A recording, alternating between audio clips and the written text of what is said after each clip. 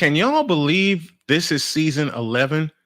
Even with all the starts and stops and ups and downs and ins and outs, people leaving, people joining, it's still season 11.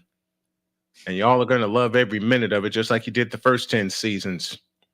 Say it, Shane. Let's go!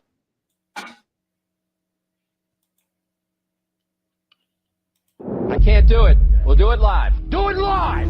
I'll write it and we'll do it live! Mister, will you please wake up? Good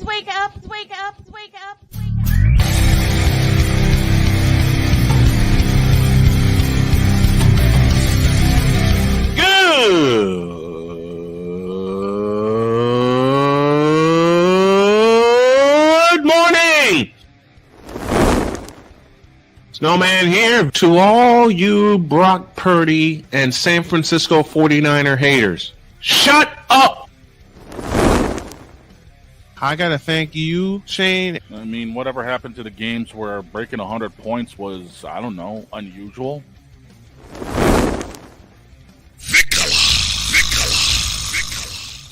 There was one word to sum up the All-Star weekend. Trays. Cause we take this job so serious. Splash Brothers, yes. Ray Allen, replace him with Steve Kerr. Reggie Miller, yeah.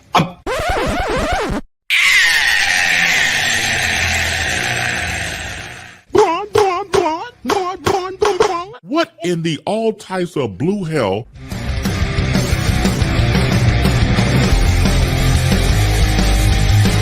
Oh yeah!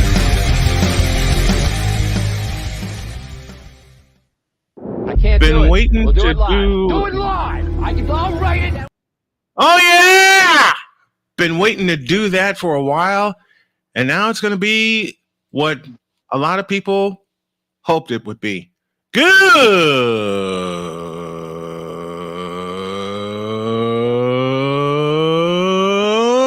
morning. Welcome to the first Manic Monday, and I can't believe I'm going to say this, of season 11 of Snowman in the Morning. 11 seasons we have been doing this. As I mentioned, with all the starts and stops and ins and outs and all the personal turbulence, I am so happy that for those of you who have stuck with the show, continue to stick with the show as the Hawk TV has. He's the first chatter in this morning. Thank you all very, very much. We have a tribute to get to during this segment, but there is something that I totally need to, there's something I totally need to handle, and I need to do it like this.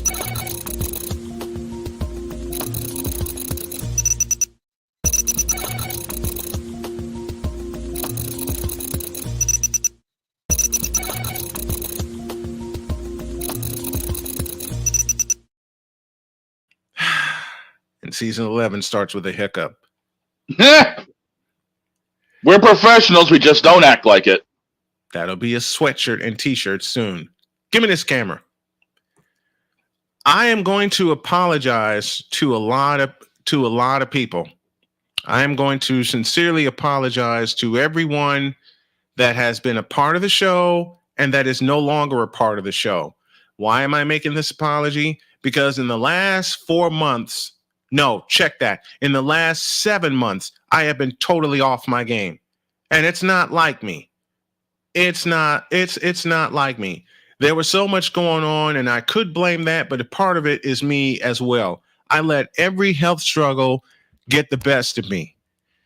And for that, it's caused my show to drop. It's caused me to make irregular decisions. It's caused me to have irregular times when the show goes on. Even up until this morning, I was thinking about moving the show to 8 a.m., but then walking around the house and doing some hustling and getting laundry together and getting the house together for my wife, I thought, hell no. 11 o'clock is perfect, because now I'm moving my wound care appointments to early in the morning on Fridays, and the only day I go into wound care is on Friday. I have an orientation coming up tomorrow, and I begged them to let me do it in the afternoon. And if I do start work, it's going to be in the afternoon, short afternoons, because I plan also to do one play-by-play broadcast every day this month and every day thereafter until the end of the year, unless the schedule calls for me to take a break. Or unless my wife tells me to take a break, one of the two. And it's probably going to be more of the latter than the former. But in this 11th year, there's a lot we have planned with football talk and WNBA talk, basketball. Our hockey god is here this morning. He's going to be a permanent part of the crew as we introduce later this week the segment called Face Off with Droid, and you all are going to love it. It's all about hockey. The random musings of Vikala, my friend of 24 years, will be a part of the show as well. And believe me, we're going to find some people that are going to be a permanent part of the show, and even the folks that are irregulars becoming regulars again. Everybody that has been a part of the show for the last 10 seasons, and as we venture into season 11, I thank you for that. There are a couple new segments that we're going to add as well. The Dog's Garage is going to make a return. Like I said, Face Off with the Droid is going to be there, and also will be the return of Mike to Mike. And it is my duty as the leader of this team to get everything ready, to get everything organized, and to have everything in its proper place. I've done a horrible job of it for the last 7 months. That ends this morning. I thank you all for sticking with me, and I thank you all for being a part of this show and a part of this crew. That is Snowman's Take. What is yours?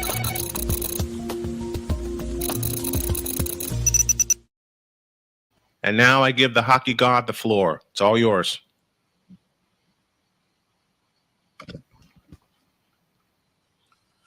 Ooh. Maybe. Hello. Hey, Droid. Ladies and gentlemen, we lost a star. 11 seasons in the NHL, NCAA Division I alumni for Boston College. Played most of his years in Canada, over in Calgary. Played his last years in Columbus and the last years of his life in Columbus as Johnny Gaudreau and his brother Matthew Gaudreau tragically passed away near the end of August, right before their sister's wedding. They were struck by a drunk driver riding a bike. Driver was allegedly over 4 times the legal limit, ending both Johnny and his brother's lives. We mourn them, we mourn their loss, and the NHL mourns their loss as we lose a couple of stars. And I would like to ask for a moment of silence for Johnny Gaudreau and Matthew Gaudreau.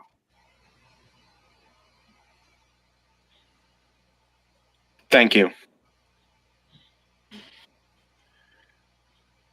It makes me glad that the person who was arrested is thrown under the jail. Senseless act that took 2 hockey stars away from us. Coming up after the break. Yes, it's football time, but I'm turning my attention to the WNBA because of Cheryl Swoops. Why am I focusing on Cheryl Swoops? You'll know when we get back. And I'm going to have to run to the restroom because this break's going to be extended because I had coffee this morning. Yeah.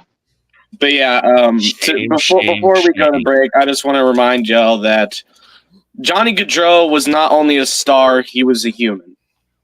Just like me and the rest of the crew, he was human. Nobody deserves to die, no matter how much you hate them, no matter how much they scored on your team. Once they are gone, there's no more reason to hate them.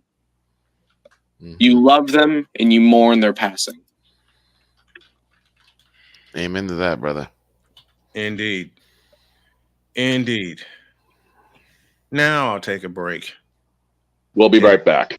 Damn you, Dunkin' Donuts. Snowman in the Morning, season 11. Shut up. There goes that sponsorship opportunity. No, I think it'll come back. Nah, if you're gonna get sponsored by a coffee company, Dutch Bros, easily. We Dutch Bros, if you pony up some cash, we'll take it. Now I got to say this. Back in a minute.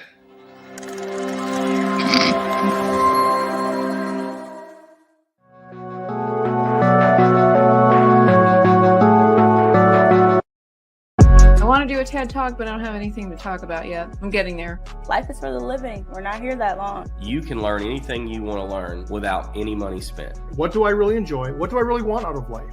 I am your host, WIZE. Are you in a life holding pattern? Well, this is for you.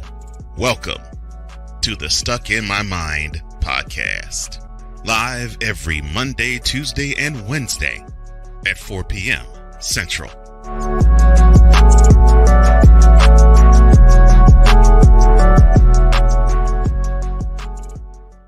Hey everybody, Snowman here. Looking for the best way to experience live events? Well, SeatGeek has you covered. With just a few taps on your phone, you can find the best seats for concerts, sports, theater, and more. Don't miss out on unforgettable moments. Download the SeatGeek app today and get ready for an experience like no other. Each ticket is vetted for authenticity and ranked on a 1 to 10 scale. And right now, if you sign up and use the code Snowman, you will get $20 off of your first purchase. That's only through the power of SeatGeek, where fans can fan.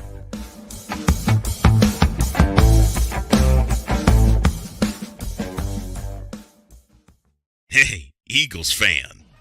Join my man Cool McCain and a host of others as they break down every single game, every single week in an objective manner, and also from a fan's perspective as well.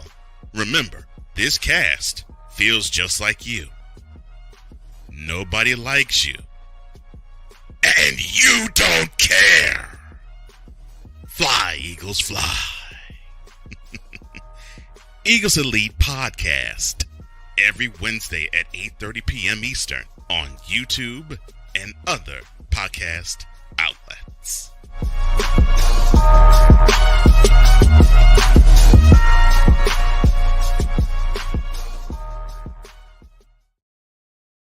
Mister, how do you operate this Twitter thing or this Instagram thing or whatever the heck? You're supposed to know all this stuff. Anyway, welcome back to the show.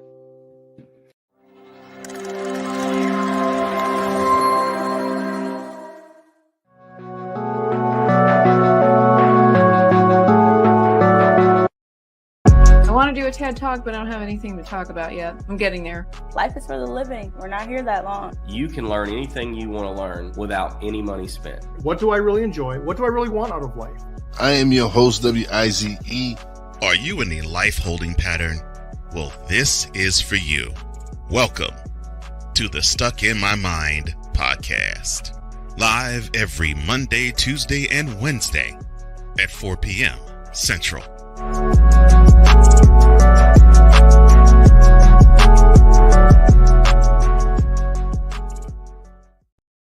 Mister, how do you operate this Twitter thing or this Instagram thing or whatever the heck? You're supposed to know all this stuff. Anyway, welcome back to the show. I don't know my timing. Welcome back to the first Monday of season 11 of Snowman in the Morning. Glad to have y'all with us. Full house today. Myself, the Snowman, the super producer, Shane Lake. We got the hockey god in the house himself. And, of course, the random musings of Victor Locke here with us as we begin season 11.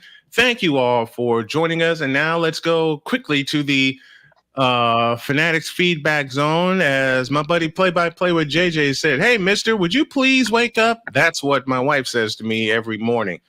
Sick Diggy is with us from Norway. Good morning, good afternoon, good evening, and good night. And the Hawk TV was the first in the house with a good morning. And of course, Sick Diggy pays his respects to the Gaudreaus. Okay. I had an original idea of how this opening was going to be and how this schedule was going to be, but after listening to a segment on YouTube, I decided to make a final change at the last minute. And I'm going to This ought to be good. I'm going to pose a question to the crew, and it's a question I posed all summer. Okay. Why do people hate Caitlin Clark? Because she's white and straight. Yes. Because she kicks monstrous ass on the basketball court and they can't. How Agreed. about D? All the above. That works. And how about the fact that the Indiana Fever are right in the playoff hunt? Or how about this? She's all substance and there's no message to put on her. Exactly. Her play is the message. She's all steak, no sizzle. Yes. She just brings it. She's got style and substance. And what's scary for the WNBA right now is that her team, the Indiana Fever, was allowed to rest for 1 month. Yeah. Thanks to the All-Star break and thanks to the Olympic break. Mm-hmm. They got a significant rest, and now they are playing significantly better because yesterday in Dallas, they were down by 9 midway through the third quarter, and Caitlin Clark and the girls said, okay, let's stop playing with them. Yeah. Arike Agumbawale was fabulous with 34 points, but Kelsey Mitchell finished with 36. Caitlin Clark had 28 and 12 dimes, and the Fever win 100-93.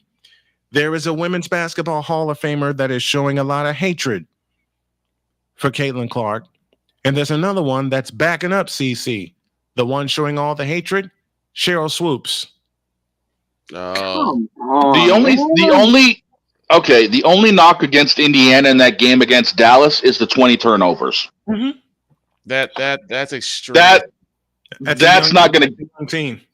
It's a young team, yes, but that's not going to get it done in the playoffs. And you and I talked about this on the post. What people also need to realize is that Caitlin Clark, she runs the Fever basically. She is she's going to be the undisputed WNBA Rookie of the Year. Yeah. But she is not the Indiana Fever. She is just a part of the Indiana Fever. Exactly. Those 20 turnovers weren't her fault entirely. No. Well, she did commit 6 turnovers in the game, but as you said, Droid, it's not entirely her fault. It's not. No, Dallas is an aggressive team going after the ball. Let's just get that clean and clear. That's their style of gameplay. You know 13 deflections prove that. You know what's nobody gonna love me? You're gonna live for this one. Talk to me. She is a young individual, a young player. She's gonna have some growing pains. She's gonna have some mistakes. And people who don't like her already are trying to find every single reason to dog on her. Who else does that sound like, Snowman?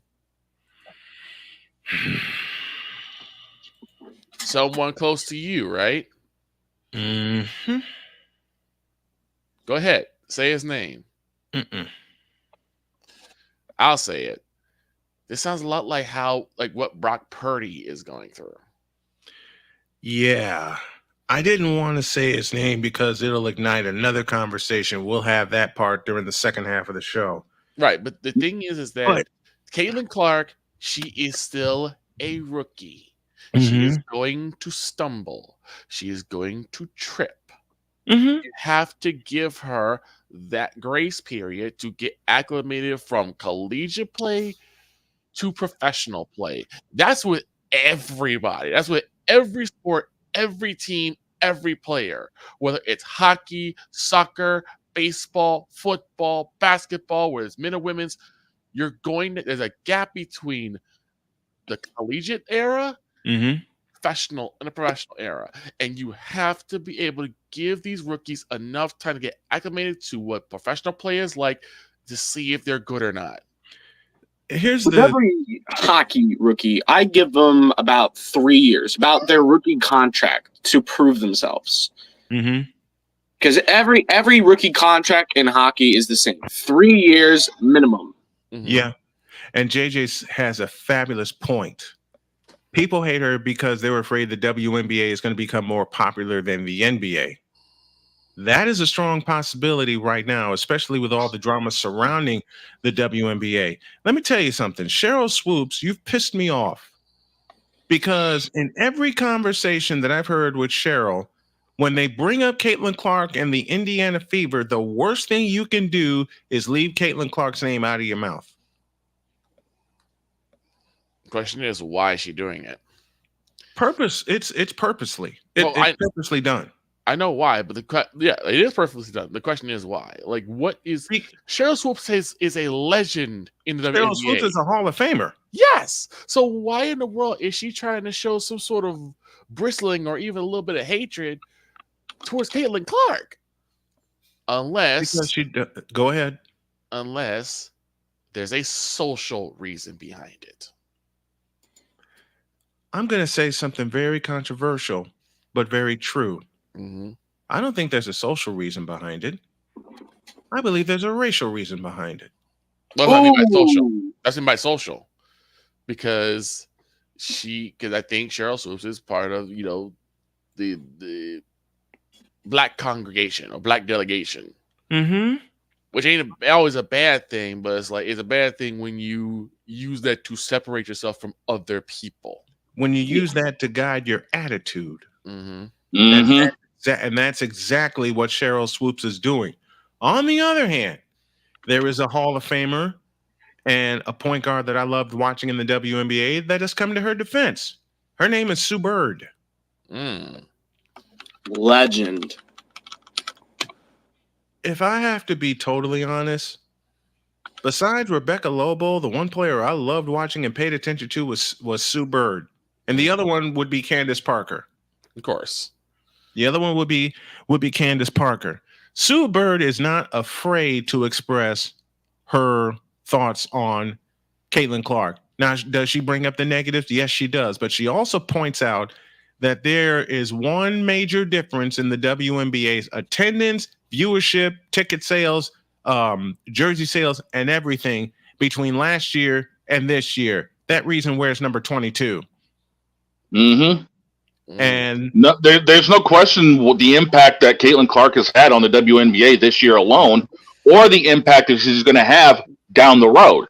Exactly. It's just a matter of cleaning up the play on the court. Mm-hmm. If she's able to do that, she will be a force on and off the court for years to come. In a couple years, I really believe that in a couple years, they will be championship contenders. If not easily next year. I would say next year. If not beginning next year. And Sick makes a very valid point. It might be just safe to say that Caitlin is not the player that everyone hates, just the player that everyone loves to hate. Mm-hmm. Because it's now the cool thing to do. It's been that way since the night she was drafted. Because the other person they want to tout for Rookie of the Year, which is Angel Reese. Right. Okay. Angel Reese is a fabulous player, but there are holes in her game. Mm-hmm. Lack of a jump shot outside of 16 feet. There are holes in Caitlin Clark's game. To be fair, Snowman, every rookie's gonna have their holes in their game. That's gonna happen. Very true. Very, very true. Exactly. So the thing is, both Caitlin Clark and Angel Reese have holes. It's just Angel Reese has bigger holes to fill. Mm-hmm. Mm-hmm. Yeah. Her attitude is one of them. I'll say it. Her attitude is one of them. That's going to take time because, again, you're talking about a young woman now not only having to deal with the professional side of it, but also the off the court side of it. This is what a lot. I think newer players, rookies and newer players should have some sort of social media or media training.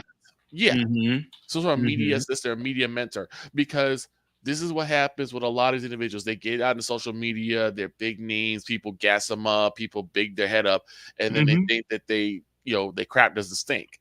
Then they can go out and act a fool and do crazy stuff. Mm-hmm. Now, Vic, I'm going to spin off of that a little bit and go back to both Angel and Caitlin's last year, collegiately speaking. Mm-hmm. Didn't LSU run through Angel Reese? Yes. Didn't Iowa? I don't think Iowa ran through Caitlin. She was more the facilitator because Iowa didn't have that philosophy of one big star. Because look at what they did throughout the NCAA tournament. Look how many different players got involved. Mm-hmm. There's the big difference. Angel Reese's ego came in a little bit overinflated into the pro world, whereas Caitlin knew that she'd be more of a facilitator and could slide into that role in Indiana. Yeah. Yeah. Exactly. And I think also Angel comes with a bit of a chip on her shoulder because the fact that when she did win the big one, I believe it was 2 years ago, she pointed to her ring finger to show that she's about to win a ring. Everyone jumped on her head immediately. So she probably also thinks that she's going to be unfairly treated by the media as well because of how many people got on her head when that happened, which even Caitlyn was like, that's not a big deal. That's what we do. Here's the attitudinal portion of this. Here's the thing. Angel Reese, let me explain this. Angel Reese is a social media star, no question about it. Problem. There are some nights Angel Reese doesn't come to play basketball. Yesterday being one of them. You can't, one of my big problems with this social media thing is you cannot balance being a social media star and being a superstar. You can't do that. Look at LeBron. You think he's a superstar? No, he's a media star. He's all about the media. And I'm sick and tired of everyone saying, hey, George, say that part. Say that part again, please.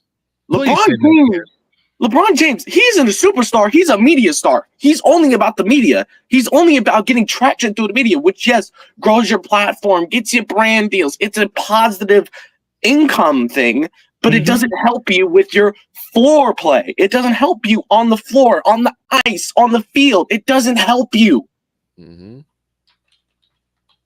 You're not wrong. Absolutely. I mean, let's take a step back and let's look at the Hughes brothers in the NHL. Jack Hughes, Luke Hughes, and Quinn Hughes. They're not that big on social media. Jack Hughes is coincidentally big with the college girls because I guess they're his type. Right. Or he's their type thing. That's the only reason Jack Hughes gets really big. But what they're doing individually on the ice, they're more focused on their ice play than they are on posting on social media. I'm looking at you, PK Subban. Yeah, you think I want to name drop you? I'm looking at you. PK Subban. Damn. The stupidest hockey player I ever ran into. I'm sorry, did I say that? We're 27 minutes in to season 11, and we already got shots being fired. Absolutely, and I'm here for it. Listen, I got a few more shots coming. Trust me, I got a few more shots coming. Boy. But go ahead, George. You were great in Montreal. Don't get that messed up. You were great in Montreal. Amazing. I'm a Bruins fan, and I'll argue that point. But carry on. Hey, didn't they beat you multiple times in the playoffs? And then once PK left, they couldn't beat you. Oh, what was that? PK carried the Canadiens? That is correct. PK Subban carried the Canadiens, and then his dumbass decided to go to Nashville and lose his career there. His career died in Nashville. He was the closest to the cup he had ever been, and I would die on the hill that his career died in Nashville. Ouch. I'm with you on that hill. Ryan Tannehill. Oh, where did he play? Tennessee. Where did he play in the NFL? Miami. And then where did he go? Tennessee. And where did his career die? Tennessee. I swear, Tennessee has a curse. It ends careers. If you go to Vanderbilt, your collegiate career is over. And I'll tell you the exact game where Tannehill's career ended. The 2019 AFC Championship game. Because they had a chance to send a message to Kansas City. They let that game by 10, and they let the Chiefs get away. Well, to be fair, that entire playoffs, we were just playing with our food. That's true, too. Has Tennessee become the new Oakland? I think it has, because Oakland's losing all their teams. Yeah. The Athletics are leaving soon. So, yes. Tennessee to go to Vegas. Is the new it's your Cleveland and Oklahoma. Yeah, Oklahoma too. Cleveland, Oklahoma, and Oakland combined. You go to any of those states and play, your career is over. This is not including the Sooners, though. The Sooners is the only team I have respect for, as I've been a KU fan for years. But it's Cleveland. I'm sorry. That's exactly. Cleveland. Remember when McDaniel used to use Cleveland as a threat to his players? Yes. He'd be like, if you do not shape up, I'm sending you to Cleveland. And what did he do? He sent them to Cleveland. Yeah. He sure did. He sure did. And now I think I know what Bill Zito's going to do with the Panthers. Let me answer a comment here. I'm going to make Jason Joseph laugh. Doesn't include the Thunder. Oh, yes, it does.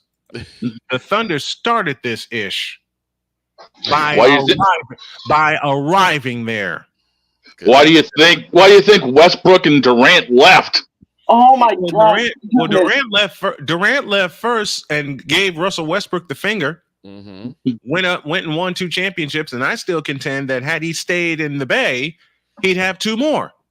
Yeah, I'm just gonna say this, man. I'm gonna tell you this: if Russell Westbrook and Kevin Durant were wearing Supersonics jerseys instead of Thunder jerseys, their respect would be through the roof. Agreed.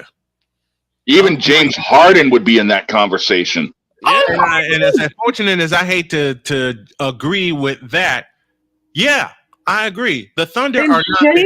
Same thing with Chet Holmgren, Shai Gilgeous-Alexander, Josh Giddey. They would have had so much respect if Oklahoma never went to Oklahoma. They just stayed in Seattle. Mm-hmm. Let me answer JJ's comment, because me and JJ are going to have a little friendly war, and I say friendly because I love this young man and the work that he's putting in. The Thunder are not contenders. You want me to fire a shot? I'll fire a shot right now. The Thunder are not contenders. I am looking into this camera and saying the Thunder are not contenders. Want me to say who do they lose to in the playoffs? Remind me. Who do they lose to? The Dallas Mavericks. That's my point. There you go. Nothing more to say. It's like the Miami Feet of 2011. And yes, I said it, feet. It's like the Miami Feet of 2011. And Victor, I love you for this, brother. They lost to the Dallas Mavericks. Yeah. The Thunder are not contenders until they get past the hump of getting to another conference championship series, which will be their first since 2016. Mm-hmm. And who was on that 2016 team?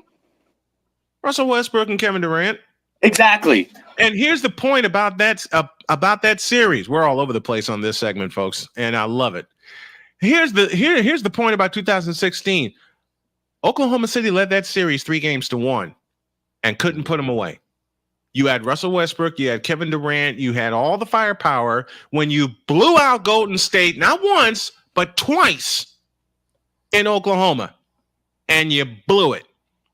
And for that reason, and many others after that, Oklahoma City will never, ever, ever, ever, ever, just like the Fakers, just like the Feet, they will never, ever, ever, ever contend for a world championship ever again. And while I'm throwing teams under the bus, the Philadelphia, you know what? Let me take a break. I'm going to call an audible, and me and JJ are going to have a little fun. I'm going to have a little fun with the crew. You're inside the beginning of season 11 of Snowman in the Morning. Thanks for coming along for the ride. Our radio networks will be back next week. Back in a minute.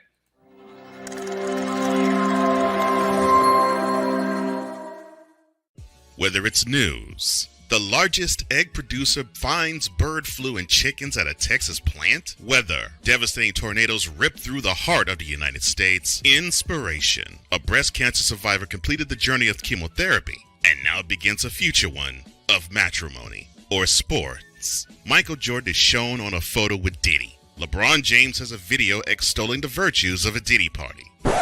This has been yet another Beating a Dead Horse presentation. We got you covered. BS3 Network, in association with Comey Media Incorporated, proudly present The Morning Shift with Cole Johnson. Live every weekday at 8 a.m. Eastern, 7 a.m. Central.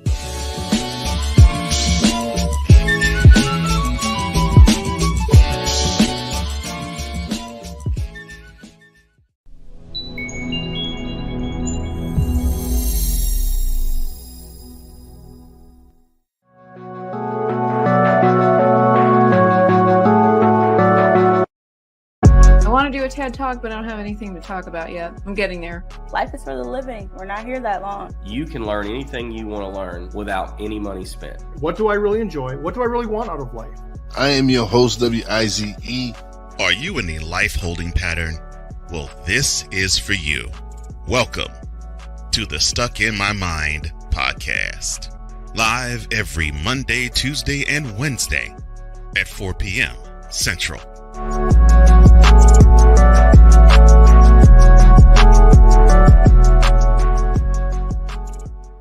Hey everybody, Snowman here. Looking for the best way to experience live events? Well, SeatGeek has you covered. With just a few taps on your phone, you can find the best seats for concerts, sports, theater, and more. Don't miss out on unforgettable moments. Download the SeatGeek app today and get ready for an experience like no other.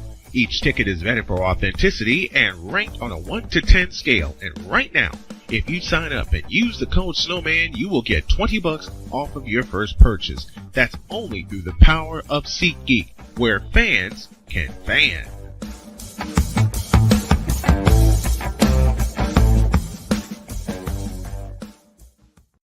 Mister, how do you operate this Twitter thing or this Instagram thing or whatever the heck? You're supposed to know all this stuff. Anyway, welcome back to the show.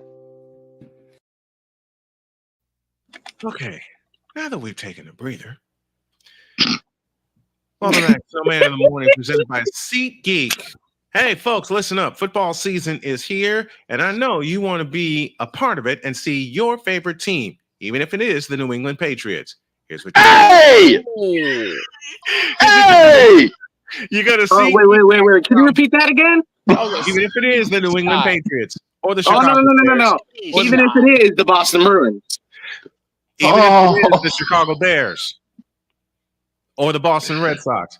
Here's what you do. You go to SeatGeek.com, use the code Snowman, and you get $20 off of your first purchase. That's only through the power of SeatGeek, where fans can fan. Yeah. Okay. That's how we get started on this. Me and JJ are going to... JJ, I love you dearly. You know I love you. But me and JJ are about to have a fight. Okay. God. Because y'all know I'm going to have fun with this, right? Yes. Yep. I'm going to have fun with this, right? I said the Miami Feet, Oklahoma City, the Fakers will never contend for an NBA championship again. You know who else I'm throwing under that bus and sending to the NBA Cup? The Philadelphia 76ers. Uh-oh. Because they just can't seem to get it right. Where does the fault lie when it comes to the Philadelphia 76ers? I have management. Besides management, I have 2 words for you. Joel Embiid. Yeah, I can see that. Joel Embiid is very, very talented. Okay? And he's a KU alumnus. Now, Droid and JJ may punch me in both my ears at the same time with my next sentence, but I'm going to say it anyway. Watch yourself. Joel Embiid is the softest player to come out of Kansas in a long time. You know what? I won't disagree with that. And he's only gotten softer. He doesn't have it up here. Thank you. You went right to the point I'm going to make. Ochai Agbaji and Grady Dick are both better Kansas players than Joel Embiid. Changed my mind. Mm-hmm. Hell, Danny Manning, who was oft injured, is a better player. And Danny Manning was a legend at Kansas that led them to a championship in 1988. I'll put him over Joel Embiid. Changed my mind. Danny Manning, legend. Actually from my hometown, by the way. Beautiful. I love it.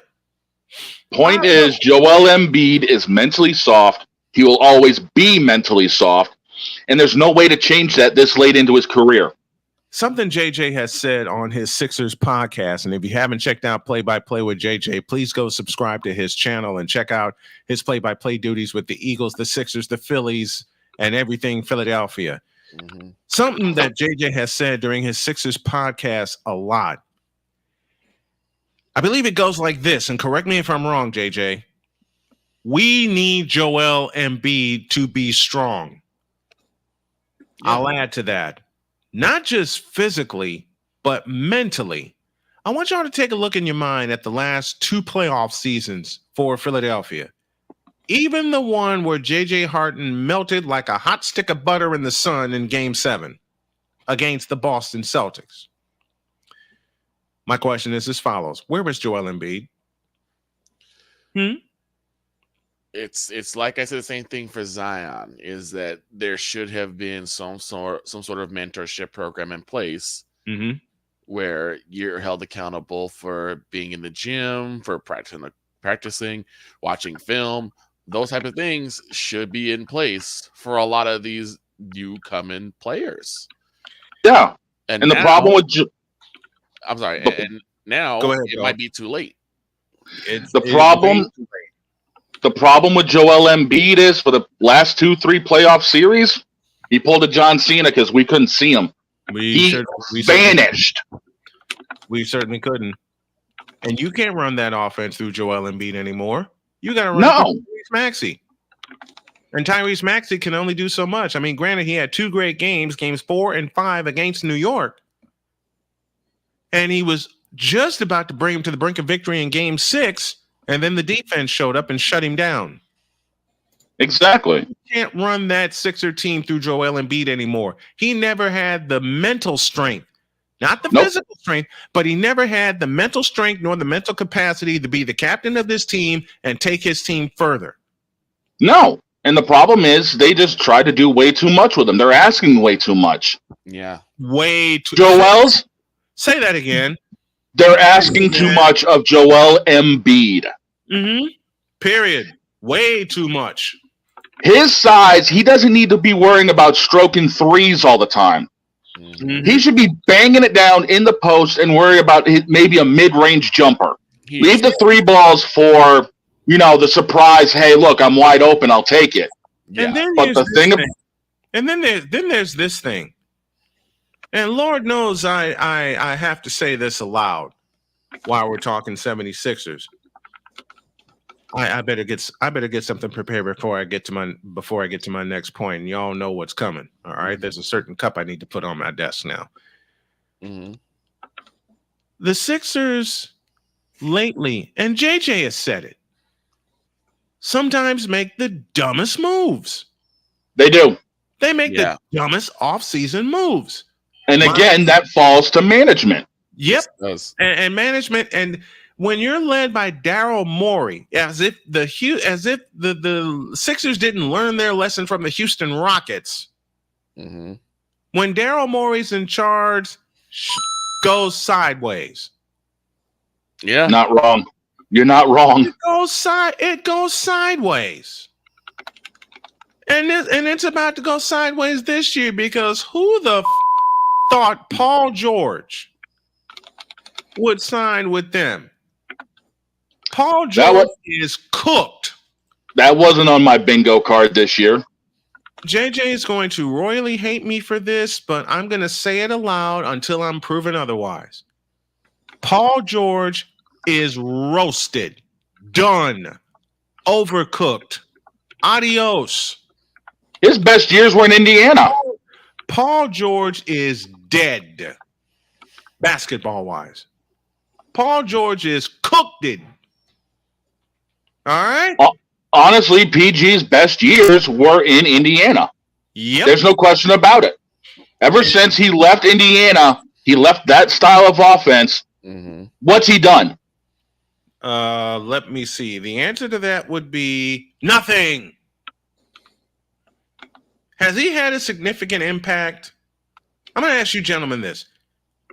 Has he had a significant impact, regular season or playoffs, since he left Indiana? Because he was about to take the Indiana Pacers to the finals, and then they got screwed by the referees in 2013. I mean, he hasn't done jack. Exactly. I mean, to be honest, I didn't even know Paul George was still playing.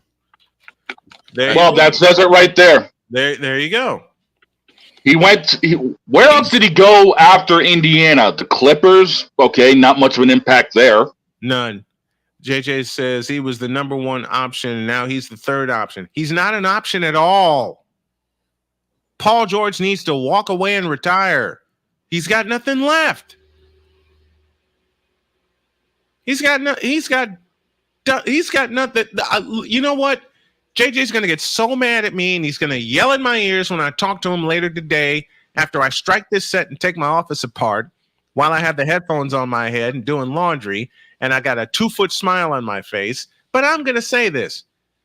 The Philadelphia 76ers will not make the playoffs this year. And I'll give you two reasons why. Joel Embiid, Paul George. Amen. They are overrated. The Philadelphia 76ers are the most overrated team coming into this year. Period.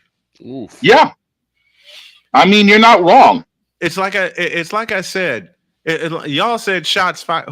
Who said shots fired? Was that Victor? I think Victor said it. No, that was me. That was that was me. Okay. Now, y'all want some shots? Try this. From the top, the Philadelphia 76ers are overrated. Why? Joel Embiid and Paul George. Paul George has nothing left. Period. They have nothing left. Joel Embiid has nothing and has proven nothing until he gets it up here, JJ. Look at me. Until he gets it up here that he can carry this team, you can't run that offense through Joel Embiid because he wants to hang out on the perimeter most of the time and shoot threes like Jason Tatum. And he's too doggone big for that. You need to have Joel. The only way that the Philadelphia 76ers make the playoffs is if they play correct basketball. And Nick Nurse, this falls on you. You tell Joel Embiid, get your big ass in the post and stay there. Okay? Because you can easily. Here's how you rectify the 76ers. Here's how you rectify my statement of Paul George. Joel Embiid, you're in the post. Okay? And on some occasions, take the ball out of Maxi's hands and give it to Paul George and let him bring it up, i.e., Scottie Pippen. Find the lie. Paul George has to be the point forward of this ball club. I do want to see how the offense revolves with Paul George on the team. The other thing that'll make a liar out of me and the Sixers getting in the playoffs, stay healthy, y'all. Will you please? Yeah, you don't need to keep mixing and matching lineups, every 3-4 days. Stay healthy, y'all. Will you please? If you truthfully want to outline a reason the Sixers have failed in the playoffs, they cannot stay healthy. Yeah, you don't need your stars playing hurt 80% of the time. I agree with JJ that Jared McCain is going to be special. Problem? How's he going to get minutes? Fact of the matter is, Joel Embiid, he's better off inside 15 feet. Yes. Let Paul George and Tyrese Maxey handle the perimeter duties. Give the ball to Joel inside 15 feet and let him bang his way into the post. Let him cook. Because he can outmuscle every big in the Eastern Conference right now. That's how you get Philadelphia to the number 1 seed. I can see him go up against Kristaps Porzingis, but Look, Porzingis is as soft as a pillow right now, but Porzingis has something Joel Embiid does not, a jump shot. True. Okay? Yes, I had to be a bit of a homer and talk about my Celtics a moment there. Well, the title goes through Boston. It does. It goes through Boston. Can't say that for the NHL, which we'll get to in a little while, but I'm throwing shots today. I'm throwing shots. And while I'm throwing shots, should have thrown this last segment, didn't get the opportunity to. Cheryl Swoops, shut your mouth. Okay? Okay, back to business. How are you going to sit there if Maxi's getting double teamed, then Embiid needs to take over? Okay, JJ, you are not going to like what I'm going to say next. But in the latter years of Joel Embiid's career,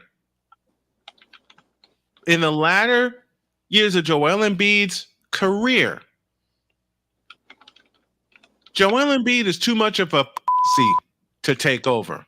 Oh. I said it. That's right, I said it. Okay. He can do it during the regular season. Let me put that out there. He can do it during the regular season. Seen it happen too many times. Even in the year where he was supposedly the MVP and he wasn't, because we all know a certain center in Denver should have been the MVP. Right? Joker. Mm-hmm. Joel Embiid is softer than my daughter's pillow in the playoffs. And I'm talking about Donna's pillow. Okay? My little 11-year-old. I'm gonna hurt myself saying this. So you're saying he's got Prescott-itis? Yep. Didn't know that. He's got Brad Marchand. He's got Brad Marchanditis. Wait, what was that? George? Well, he's got Drake May-itis. He's got Draw Mayo-itis. Draw Mayo. He's got Jacoby Brissett-itis. Oh. He's got Kendrick Bourne-itis. I was going to say Kendrick Perkins-itis, but that's beside the point. You took my next one. Mac Jones-itis. He's got oh, damn. We have a Mac Jones sighting in our conversation. Isn't that man in Jacksonville? Is he in Jacksonville throwing an interception on his first play of practice? Yep. Why? Wait, what? On the first you didn't even put into practice? Literally on the first drill of practice, he threw an INT. He threw a pick. That's correct. He threw a pick. That should have been Jacksonville. Like, you know what? Trevor Lawrence on his first drill, he threw a dot to Christian Kirk. Well, we know who's the starter. Yeah. It's Trevor Lawrence. Mr. Sunshine. Mac Jones needs to be out of the league. And this could segue into our next segment.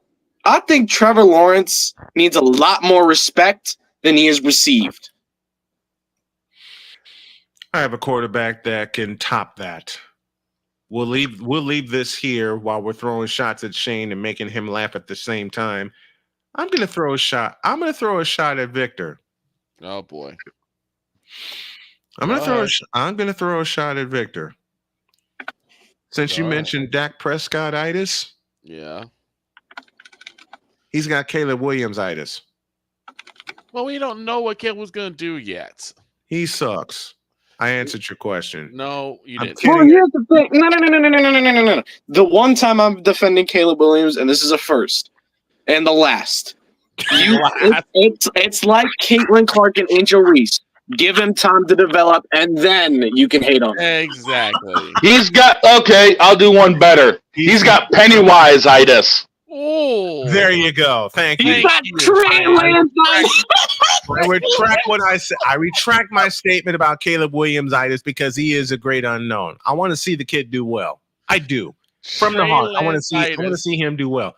Trey Lance-itis.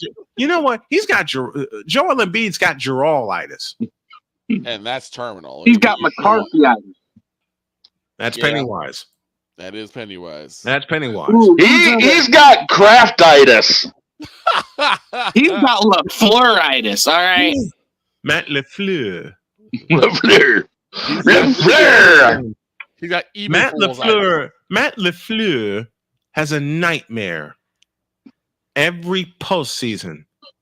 Yeah. In the form of a question, the nightmare goes, what if we have to face San Francisco and they're totally healthy? Uh-oh. Yep.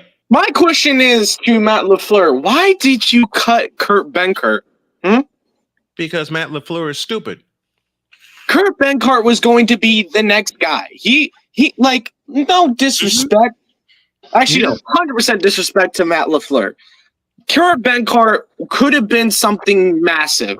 He was sitting behind Aaron Rodgers. Like, that's the bet. Like, Green Bay Aaron Rodgers, not this weird New York Jets. Not this New York Jets version of Aaron Rodgers that we unfortunately will see next Monday night when the Jets get their asses kicked in Santa Clara. But go on, Droid. I would have loved to see, like, Kurt Benkert, he's now on YouTube. He has his channel. He plays Madden, and the thought process behind every single play, it's like, how did this man not become a starter in the NFL? This man could have gone to Arizona and done amazing. in front of Call of Booty Murray. All right. And Remember what I said. And I still have Tyler Call of Booty Murray will be in phase before the end of week 5. I call it end of week 4. Stevie I Rogers. sent you that voice clip. Stevie Rogers, Yale Vision, is in the house with us. Arku is in the house with us. We're having fun in the chat. We're having fun kicking off season 11. A pause for the halftime break. And when we come back, more shots will be fired. Who are the victims? And like I said, to begin this whole list, matter of fact, that's what we'll do next. You know what? Hold on. These shots are going to be as meaningful as the 2011 Stanley Cup champions. Ooh, did I say that? Damn. Boy! We'll be back in a deuce. Oh my God.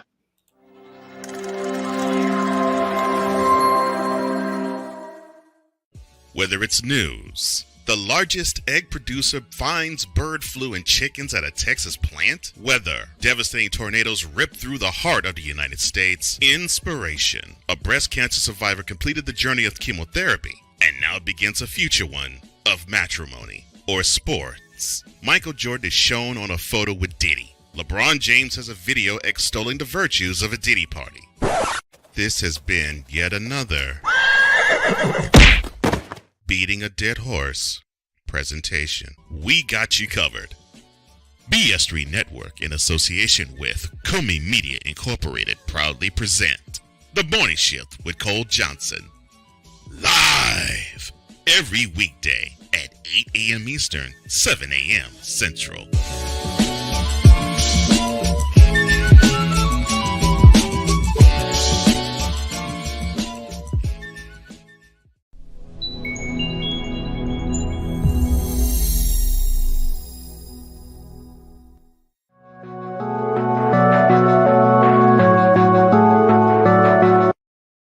I want to do a TED Talk, but I don't have anything to talk about yet. I'm getting there. Life is for the living. We're not here that long. You can learn anything you want to learn without any money spent. What do I really enjoy? What do I really want out of life? I am your host, WIZE. Are you in a life holding pattern? Well, this is for you. Welcome to the Stuck in My Mind podcast. Live every Monday, Tuesday, and Wednesday at 4 p.m. Central.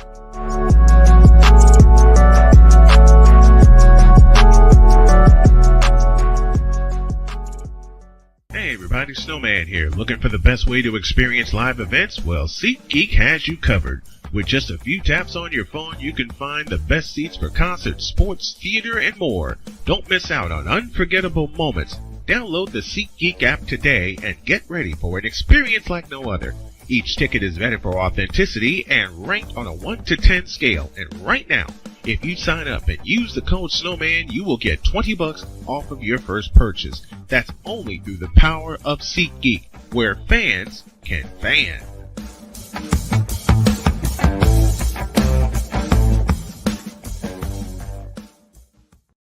Mister, how do you operate this Twitter thing or this Instagram thing or whatever the heck? You're supposed to know all this stuff. Anyway, welcome back to the show.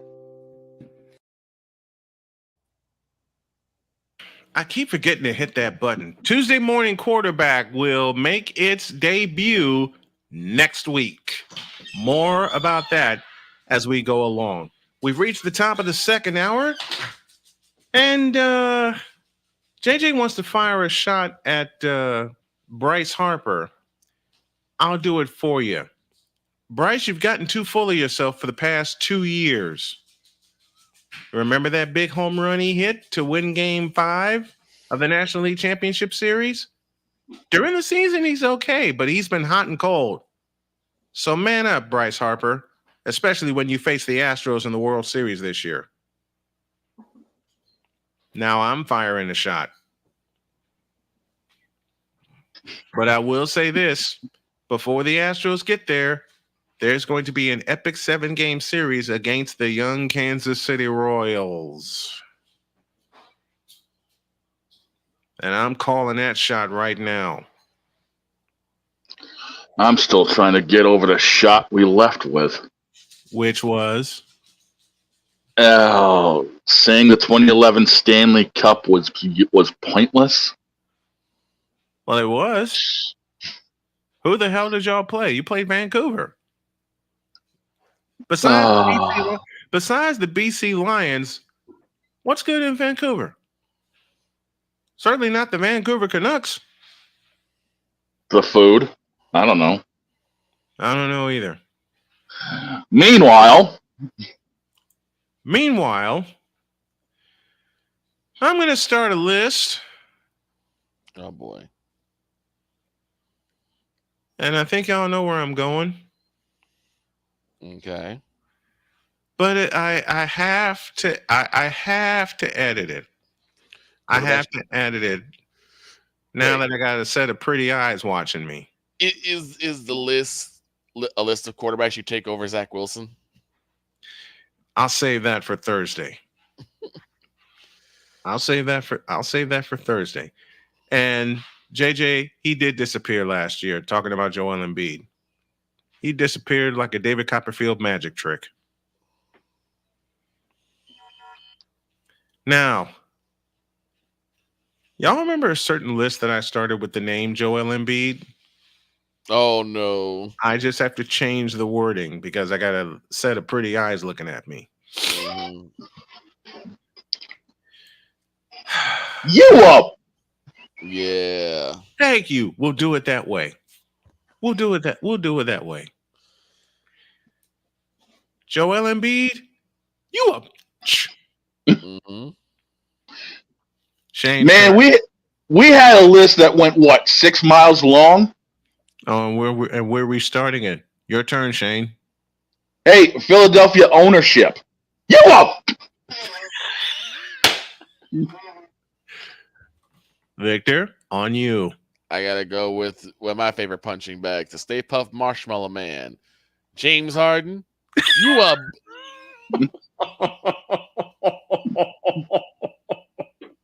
And I said that to open a show one day. Mm-hmm. All right, Droid, your turn. Oh, I just got back. Actually, I was getting food, my friends. Oh, list. We're recreating a list, but editing it because I got a set of pretty eyes watching me, and is watching my act and making sure that the stations don't hear me say any bad words, especially now since I got a cuss jar on my desk and it was just pointed to by those pretty eyes. So we're going to edit it. We're going to keep it edited. We're going to keep it classy. But there is a list that we've started. It contains Joel Embiid. It contains James Harden. The Philadelphia management. The entire Philadelphia management. All right, Droid, it's on you. Brad Marchand. Wow. I'm a man of few words. Brad Marchand. Oh. He just took my next one, but I can replace it. Cam Newton, you up? And I'll say it for him. This is how we say it, Droid, keeping the edits alive. Brad Marchand, you up? Mm-hmm. Huh. You know what? Go for it. Trey Lance, you a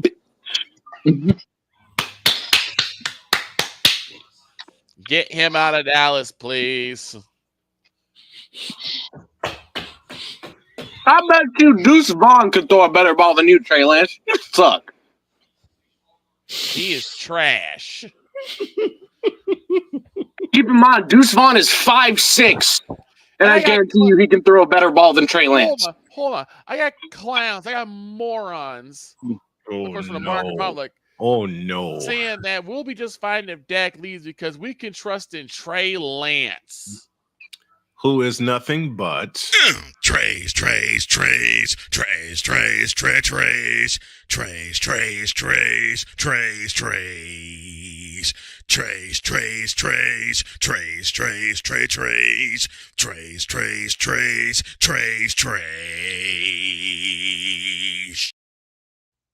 Funny how that one is spelled like Trey, so. Listen, Trey Young? Listen, I cannot describe my unbridled hatred for Trey Lance. He put a stain on San Francisco that has finally been erased by Big Glock Brock. And I had to edit that. All right, continuing our list. And I put the word list in quotes. Dak Prescott, you a You'll get no argument from me. Hold on. Trey Young. Yes. Roger Kraft. You a Bryce Young. You a for letting go of Nathan Rourke at a time that dog needed him the most. Yes. Yes. I just love how everyone's taking what I was going to come up with. All right, here's one. Right. Jeannie Buss. You up for re-signing LeBron. And LeBron, you won too, so get in there. Who's right there? Anthony Davis. 2 Chainz cousins. You up? Wow. Arthur Blank. You up? Arthur Smith. You took my next one. You up? Okay, here's one. For the idiots that thought moving the Oakland A's to Las Vegas was a good idea, y'all some dumb. Honestly, anywhere is better than Oakland. Yeah. I'll give them a new stadium. They'd be fine. Yep. Oklahoma City Thunder, y'all some bitches. Yes, Gary Bettman.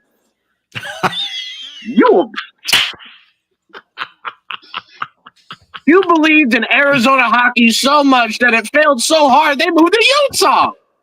Which is going to be worse. Yikes. Adam Silver. You up? Roger Goodell. Yes. You up? Yes. Oh gosh. We calling out all the commissioners around here. Yep. Jerome, whose name I forgot. Which name did you forget? The MLB commissioner. Whose name I don't care to remember. Nor do I. I'm still going. I don't care to remember it either. I don't see the purpose in remembering it. I'm still saying McCoffey for MLB commissioner. That's what I'm going with. I wish, man. Gerald Jones. Yes. You a senile, drunk, ignorant. Yes. Please. Do us a favor. Go to Florida and take Kraft with you. Russell Wilson. Oh, yeah. You're unlimited. Justin Fields. You a royal. Oh. Mike Tomlin. Mike Tomlin. You about to be out of a job. Because his first losing season will be his last losing season and his last season as a coach, because they're not going to win much this year. And by the way, Trent Williams, for the time being, for holding out, yep. And he's on my team, but I got to call out the truth. Mm-hmm. Jackson Mahomes. Ouch. You a terrible brother. Very much so. Very much so. Let's shot the hand closer to home, folks. Ezekiel Elliott. You are dumb. Well, not like we were having much luck with him up in New England anyway. Patrick Mahomes Sr. Whoa. Going after the dad, too? who was a former pitcher. He got multiple DUIs while his son is in the NFL. What do you expect me to say? Fair enough. Like I said, he was a pitcher once upon a time. And I am glad to say once upon a time. Good. Gracious. Speaking of people who shoot him up, Fernando Tatis Jr. Oh, God. Is CMC going to play in week 1? Yes. Plexico Burris. I knew that was coming. I knew it. You still a stupid one. Oh, Lordy. All right. I think I'll hit home with this one. Okay. Gerard, please don't call me Hellman's Mayo. You a stupid one because you're going to start Brissett over May. I just read what JJ said. The New England Brass. Y'all some bitches for this reason. And Shane, you will agree with me, and I think the panel and the chat will agree with me. In 4 words, you had Nathan Rourke. Yeah. And you dropped the ball. So did the Giants. Something and now that Brissett Nathan is gonna Rourke be is doing a back lot with the of. BC Lions kicking butt again. So I just read what JJ said. lot of.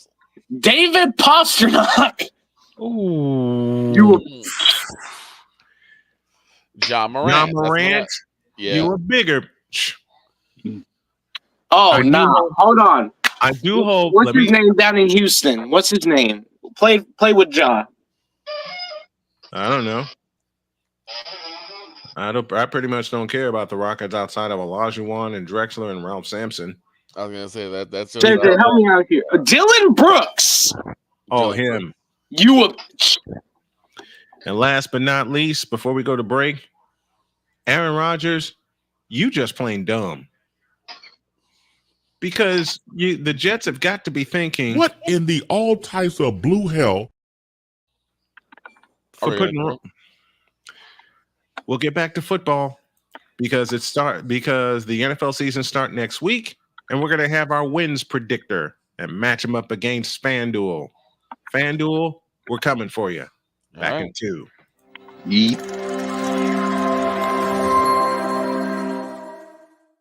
Whether it's news, the largest egg producer finds bird flu in chickens at a Texas plant, weather, devastating tornadoes rip through the heart of the United States, inspiration, a breast cancer survivor completed the journey of chemotherapy, and now begins a future one of matrimony or sports. Michael Jordan is shown on a photo with Diddy. LeBron James has a video extolling the virtues of a Diddy party. This has been yet another beating a dead horse presentation. We got you covered. BS3 Network, in association with Comey Media Incorporated, proudly present The Morning Shift with Cole Johnson. Live every weekday at 8 a.m. Eastern, 7 a.m. Central.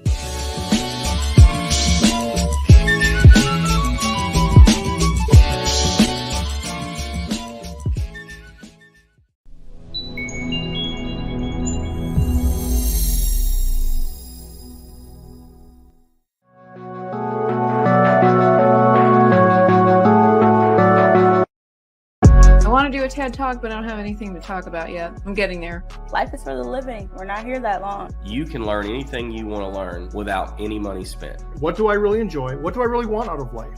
I am your host, WIZE. Are you in a life holding pattern?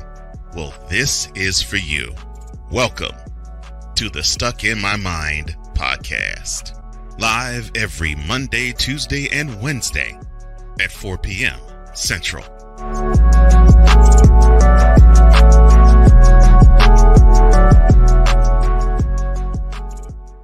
Hey everybody, Snowman here. Looking for the best way to experience live events? Well, SeatGeek has you covered. With just a few taps on your phone, you can find the best seats for concerts, sports, theater, and more. Don't miss out on unforgettable moments Download the SeatGeek app today and get ready for an experience like no other.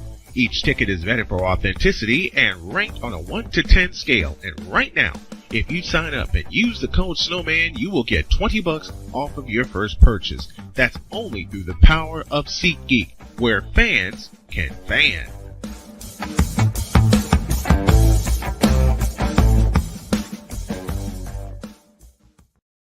Mister, how do you operate this Twitter thing or this Instagram thing or whatever the heck?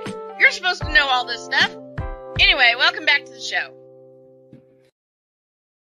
Welcome back to this edition of Snowman in the Morning as we kick off season number 11. And all of our radio stations will be back with us tomorrow, considering today is indeed a holiday. All right. I'm going to go down the list. I will give the number of wins projected, the ceiling, and the floor. And you guys tell me whether they go to the ceiling or they go to the floor, or where they... Oh, you just tell me how many wins you think they'll get. Starting Philadelphia, projected NFC East champions. They have them projected at winning 11.2 games. I'll take that. Dog, you next. I got him at 10. Victor? He don't want to say anything. That's his division. He don't want to say anything. No, I was muted. No, I said I give him that. I give him the 10 wins. I give him 11. I give them 11, but they need to diversify their offense. Yeah, they do. San Francisco, they have them projected at 11 wins. I'll go first on this one. I say 14. I say 13. 13? Okay. 13. I'll go 13. So I'm the only one that wants one more win. And I know the game I'm looking at, and it's probably going to wind up being 13. I'll take that. Detroit Lions, they have them at 10.7. I'll start with Droid. That's disrespect. Absolute disrespect to the Lions. Yeah, I know Dan Campbell choked it against the 49ers, but that is no reason for no disrespect. I give him 13. I give him 12. I give him 12. I give him 12. 12. Because they're going to run away with the Central Division. Yeah. And yes, I said Central Division. Forget the North and the South Division. They're going to run away with the Central Division. The Black and easily. Now, y'all want to laugh? Actually, no. No. Take that back. They have Atlanta projected to win 10 this year and claim the South. Okay. In 2 words, I agree. Yeah. Oh, so finally, you agree that that Atlanta is going to run through the South like it's nothing. They'll be the only team to win double digits. Listen, they'll be the only team to win double digits in that division. I'll do you one better. Hold up. I'll do you one better. Go ahead. I've got Atlanta being the only team to have a winning record in the South. Yeah, I agree with that. And here's the thing. I fought so hard to defend the Falcons, and now suddenly I swayed you to side with me. I agree. They cut the turnovers and stay healthy. They're the only team that's going to have a winning record in that division. Because the South sucks. The South ain't nothing, man. Come on, now let's be real. The South absolutely sucks. We know that. But Atlanta has a chance to be a good team. Green Bay, they have them at 9.8. I think that's a little disrespectful. I give them 10. Maybe even I'll 11. give him 10 because I think Jordan Love's going to have a breakout year. I agree. Yeah, I agree with that. I'll give him 10. I'll give him 10. I think Jordan Love has a 4,000-yard season, and I think there will be 5 quarterbacks in the NFC that'll throw for 4,000 yards. And one of them, crazy as this sounds, and Droid's going to go nuts, I have is Kirk 2 Chainz Cousins. If he stays healthy and plays all 17 on that team, that's the only question I truthfully had about Atlanta. Staying His health. Yeah. And Kirk Cousins and that offense stay healthy. Because just like San Francisco, what has killed Atlanta for the last 5 years? Injuries. To the Dallas Cowboys, they have them at 9.2. I disagree. I have them with 7. Okay. think that nine wins? Come on, this is the Cowboys. They love the regular season. They just hate the postseason. I'll give them 10. I have them with 7 wins. I got 8. I don't see them making the playoffs. Victor?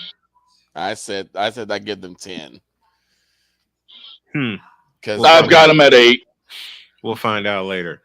Rams, they have them at 8.9. That's a little disrespectful. I have them with 10. I'll give them 10 and a wild card spot. I agree. I'll give them 10. I'll give them 10. Because the teams that are going to be in the wild card, I guarantee you, Commanders and the Rams are a lock for the wild card. I agree. The Redskins and the Rams are a lock for a playoff spot. I still have the miracle of miracles as the Redskins winning, surprising everybody and winning the East. But with a healthy Philadelphia in tow, that's going to be hard to pull off. Now I'm going to make Victor laugh. You know what they have for the Chicago Bears? Where? 8.6. That team will win 7 games. If not 6. They'll win 3 games. 3. I'll give them 4, and the last one's won by a field goal. You know what? I will give Caleb Williams his flowers because I'm that type of guy on this. I'm the voice of reason for some reason on this show. I'm the voice of reason. If you're the voice of reason, we all screwed. Oh no, we're fine. Your team just sucks. Hey! Jesus. Shut up, boy. Bruins haven't won anything since 2011. Patriots rode Tom Brady into retirement. Boston Red Sox haven't won anything since when? 2013. 18. I beg your pardon. 18. Oh, it's going to be a fun season. I have the Bears at 2 wins. That your best team in New England is the Revolution. The MLS team. Mm-hmm. Suck. Yep. This is going to be a long season. Yes, it is. For a lot of teams. So yes, I can be the voice of reason because my teams are actually good. Like the Florida Panthers. The Kansas City Chiefs, the Royals, the Sporting Kansas City. Mm-hmm. But I push my Bucks to the side because I don't really count them as good. They're okay. Right. Okay. Here is where things get weird. Like it wasn't already? They have Seattle at 8.5, 8.5 wins. 6 wins. 5. I'll give them 7. I'll give them 1 below projected. Mainly because I love Seattle's coach. I love him. He'll have to prove something to me. Tampa Bay Buccaneers, they have them at 8 even. You know what? What? Stay there. I'll take Stay that. there. I'll take that. Because Baker Mayfield only gets 8 wins and a losing record. I'll take it. Mm-hmm. They have New Orleans at 7.4. I'll agree with that because New Orleans sucks. And I hate saying that about a team that I follow for 5. I hate saying that about a team I follow for 5 years because one of my favorite quarterbacks of all time is Drew Brees. I'll give them 8. I think they'll luck another win out. I'll give them 8. And keep in mind, when I say the Commanders are going to get a playoff spot, it's because the Dallas Cowboys aren't going to have a good season. No, they're not. They got Minnesota. Let's 2 for 1. Minnesota at 7. That's a lie. And Arizona 6.9. That's a bigger lie. Minnesota's going to have 5 with Sam Darnold throwing the ball. Arizona's going to get 4 wins. Sam Darnold. Arizona's going to get 4 wins. Arizona will have 2 wins and 4 ties. They'll be out of Arizona will have 2 wins and Kyler Murray will be on face. They're gonna be out just in time for the Call of Duty championships. Guaranteed. Just in time for champ. You know what's bad? Esports doesn't really get a shout on the show often. And the fact that he said that is, I love it. It's cold. Y'all know I'm clipping that, right? And by the way, keep in mind, that last COD champs was in Austin, Texas. Thank you very much. Wow, sounds about right. Yep, that sounds about right. Victor, say it again, will you please? The Arizona will be out of contention by the time of the Call of Duty Championships this year. Bet on it. I'm not going to take that bet because I have them winning only 2 to 4 games. And Vic, you mean next year because COD champs is already finished? Listen, everybody seems to think that the Arizona Cardinals are going to surprise some people. I have one question in return. Who is their quarterback? Who are his weapons? Now, this is some disrespect right here. Okay. They have the Washington Commanders at 6.4 wins. I have them winning 11 this year. I'll give them their flowers.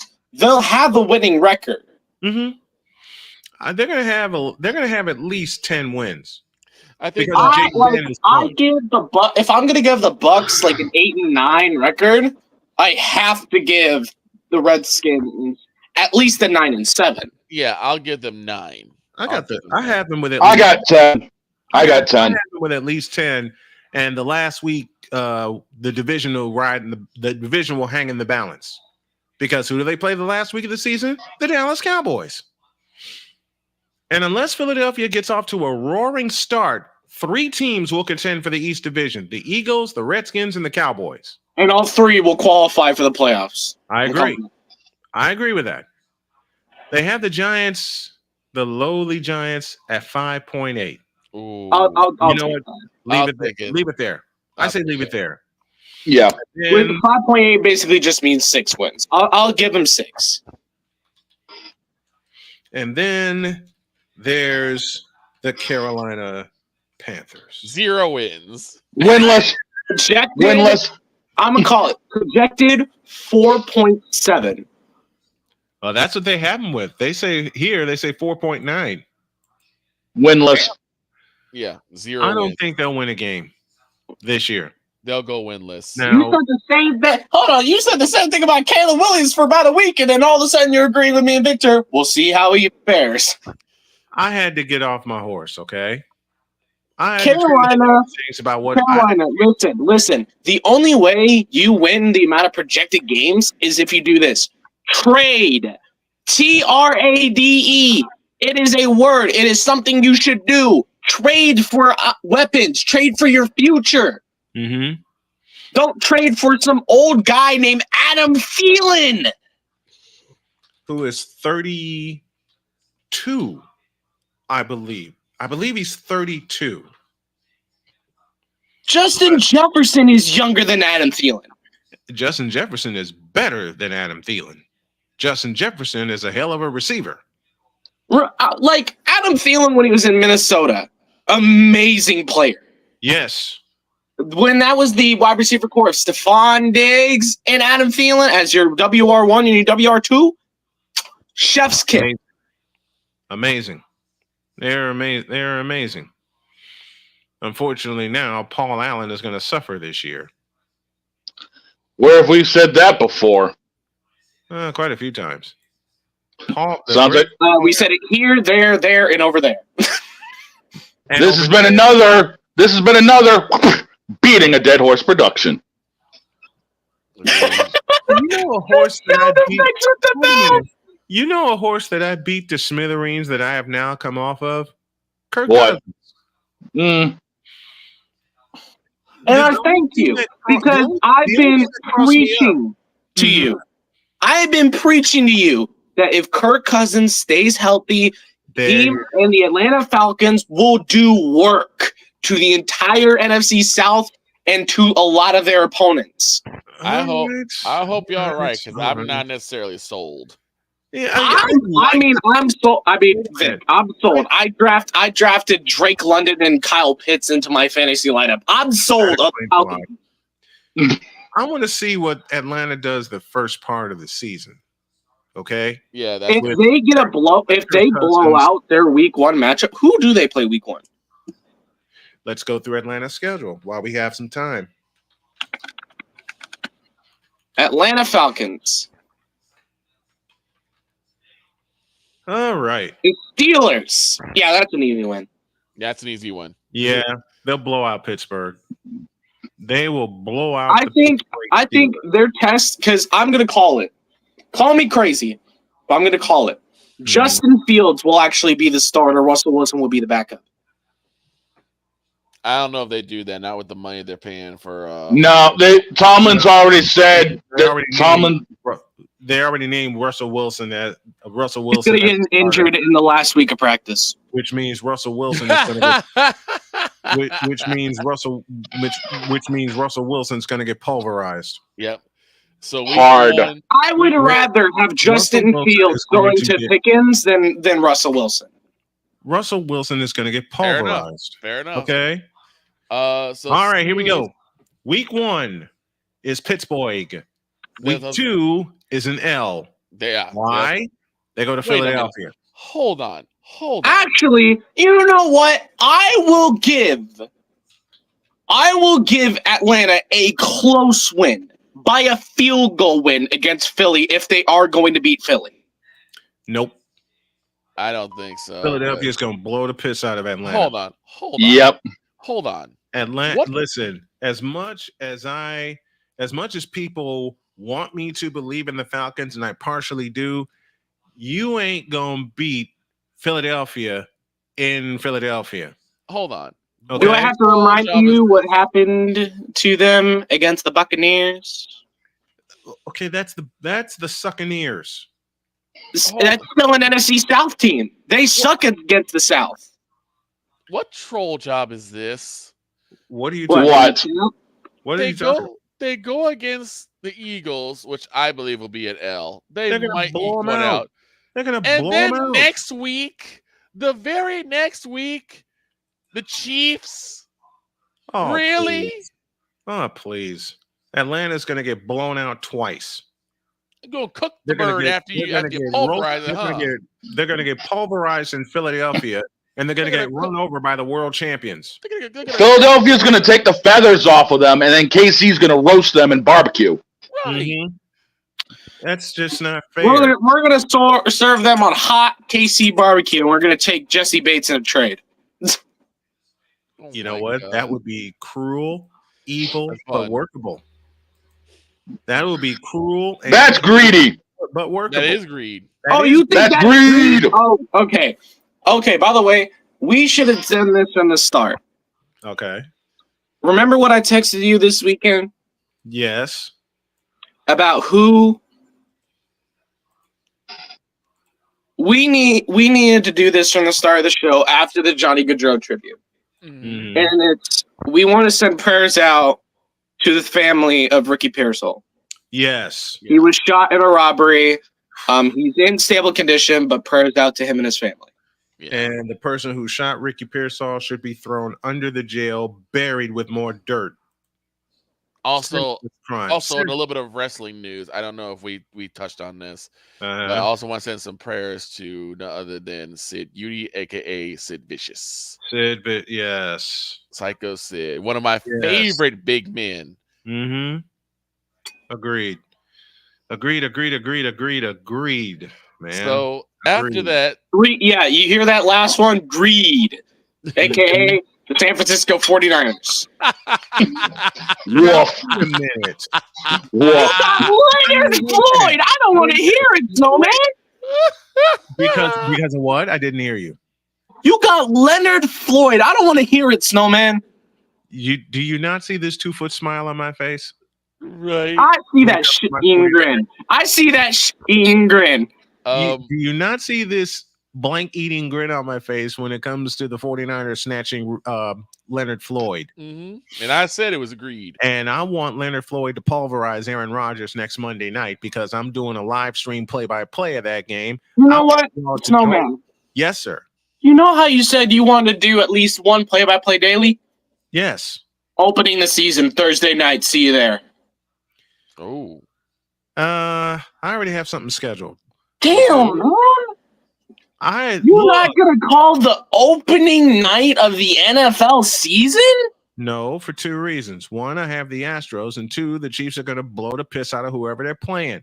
It's in Kansas The City. Ravens. It's an AFC Championship rematch. Come on. The NFL literally tossed this up to you on a silver platter. 44-7 Chiefs. And they'll get if I'm going to give an honest score prediction, I'm going to say 44-27.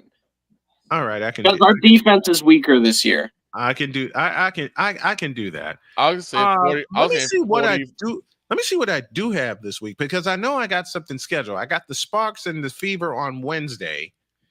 But I'm going to have you call. I know you have the Buffaloes as you want to call Deion Sanders' team. Oh, we got to talk about that. We got to talk about that one because I just want to laugh at. Wait a minute, just a moment. I just want to laugh. You know what, Droid? Hold on, let me take a look. I'm looking at my schedule as we speak here.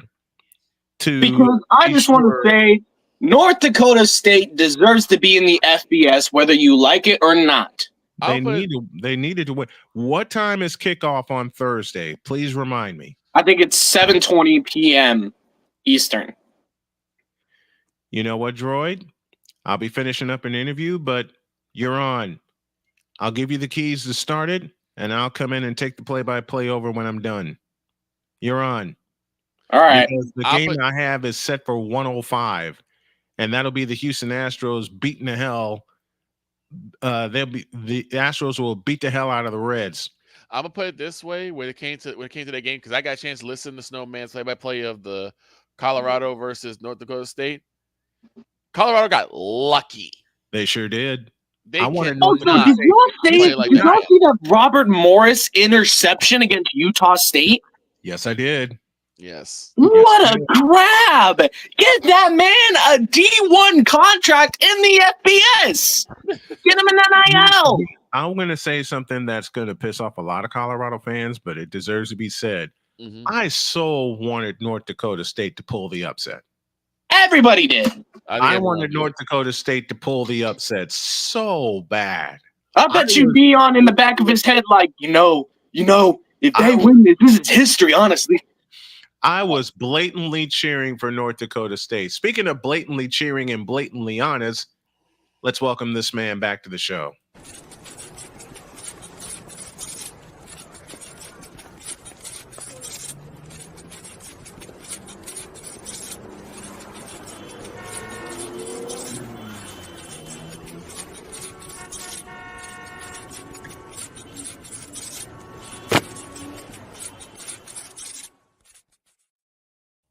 Jay Spivey joins us from North Carolina with a few Spivey notes. What's up, Jay? What's up, guys? How you doing? Mr. Spivey, how you doing? Hey. I'm actually at the beach enjoying myself. Okay. How many people do you think, Jay, were pulling for North Dakota State to score the upset? I know I was because I'm getting tired of hearing about Colorado. I specifically called that game Saturday night, and everyone who heard my voice, I was pulling so hard for North Dakota State to score the upset. And here's the thing. North Dakota State and San Diego State both deserve the respect of becoming an FBS team. Mm-hmm. Absolutely. South Dakota State, they won the FCS championship. North Dakota State, they almost upset the Colorado Buffaloes, a big Power 5 school. And it's not the first time that North Dakota State marched into a D1 school and scored an upset. I remember a few years back, North Dakota State, without saying a word, marching into Kinnick Stadium in Iowa and walked off. Thank you for respecting me and not mentioning them times. Caitlin Clark owns? Go say it again, Jay. You mean the stadium that Caitlin Clark owns? Yep. I'm saying that a lot. You know what? Jay's here. Let's go back to a subject we talked about, or to a subject we talked about. No, you don't have to change the subject. I was just adding that Caitlin Clark owns Iowa. Oh yeah. But since you're here, let's just lay everything on the table when it comes to Caitlin Clark. You, my friend, put this word in my head about why everyone, or almost everyone, hates Caitlin Clark, even though she is the overwhelming, undisputed rookie of the year. I want you to say that word aloud, please. It is the 4-letter word that starts with R and it ends with E, and then the 2 letters in the middle are A and C. Nice. I like. And we're not talking about motorsports, ladies and gentlemen. We sure No. aren't. We sure aren't. I knew that was coming.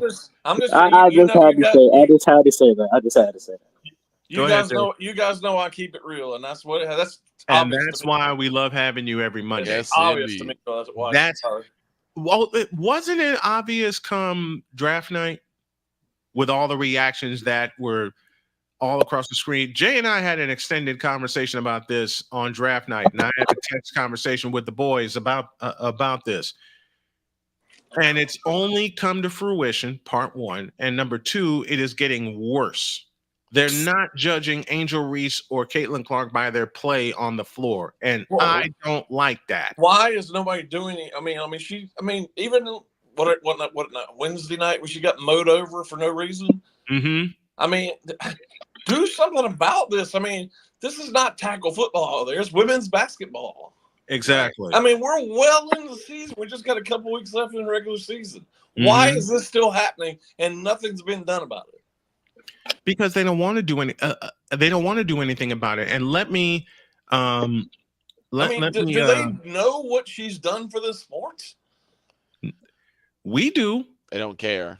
But, I mean, this is a cash cow for the WNBA, and they won't do anything about it. They won't extend it, even though they just got. What did they get? A $2 billion buy-in. It was part of the deal with the NBA. Okay.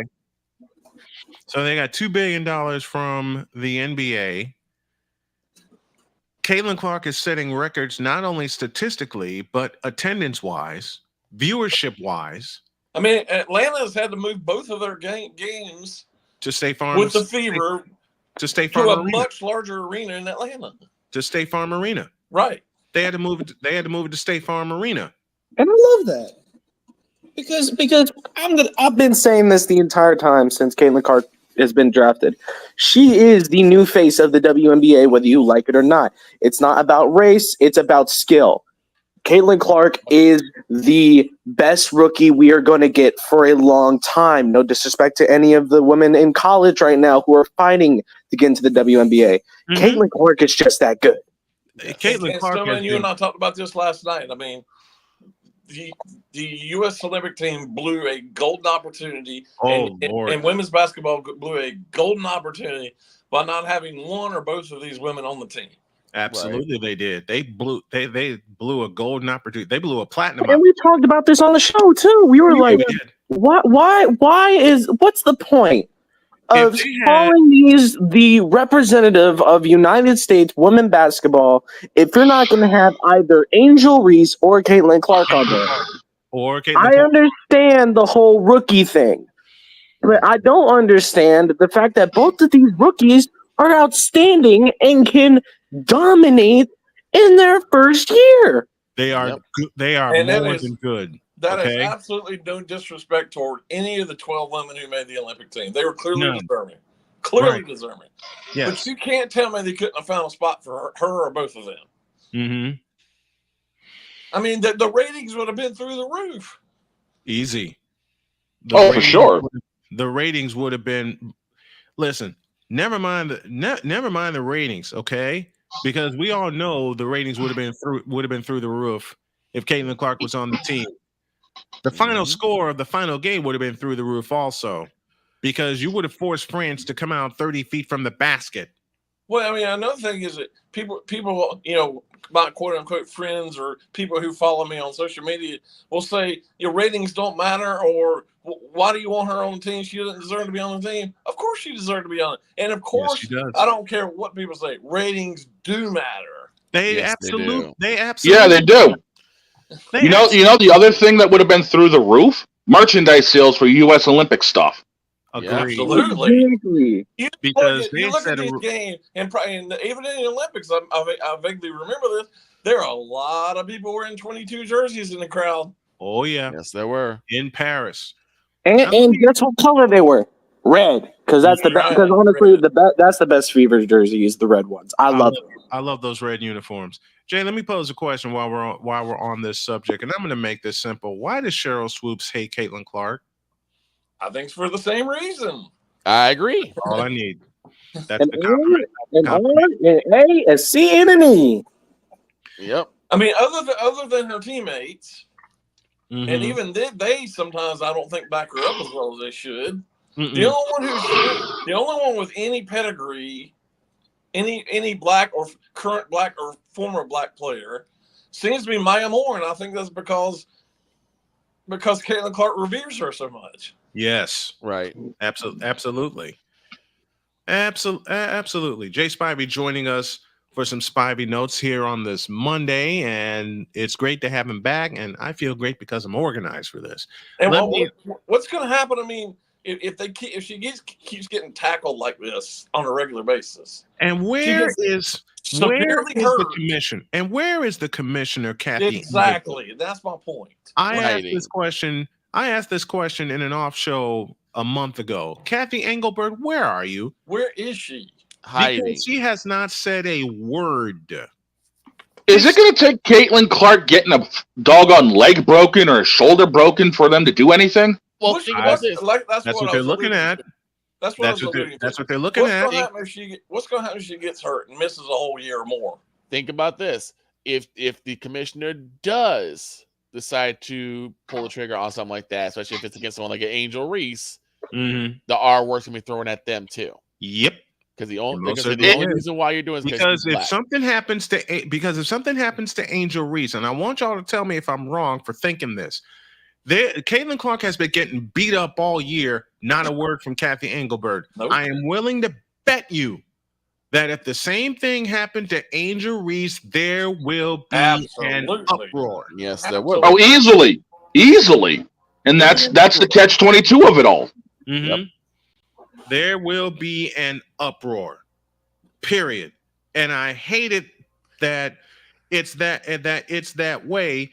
And not just for racial reasons, but for just for reasons of being scared that these players will get severely hurt and not only lose the chance to contribute to their team, but lose the chance to contribute to the league. Yeah.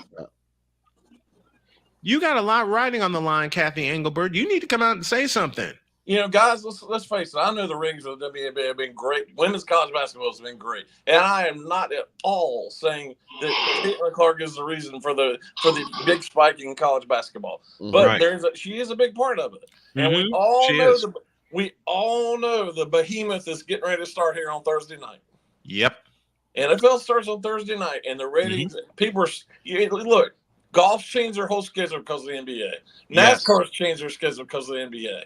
Mm-hmm. Even the NBA sort of changed because of NFL. Right. It just goes on and on and on with every sport. Now the WNBA playoffs, a big chunk of it's going to be during the NFL season. Yes, it is. And people are not going to be flocking to it like they have been. But if you look, Caitlin Clark's been playing basically since last September with workouts at Iowa. Mm-hmm. Now, she's going to have a big part unless she plays in Europe, but I don't know if she is or not. She may not need it because she's making so much endorsement money. I don't think she is. More to the point, I don't think she has to.